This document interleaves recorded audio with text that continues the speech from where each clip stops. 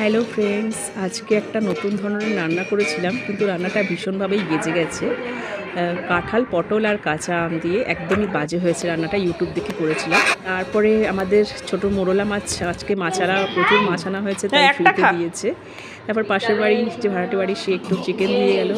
আর আমার দিদি আজকে এসছে সন্ধেবেলায়, তাই ফুচকা, অনেক রকমের সন্ধেবেলায় ফুলুরি, চপ এইসব নিয়ে এসছে।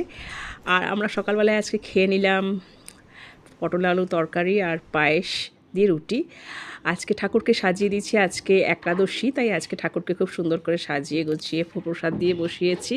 আমাদের গাছে আজ প্রচুর ভেন্ডি আর লেবু হয়েছে, আর এই শশাটাও হয়েছে। কি বিশাল বড় শশা দেখুন!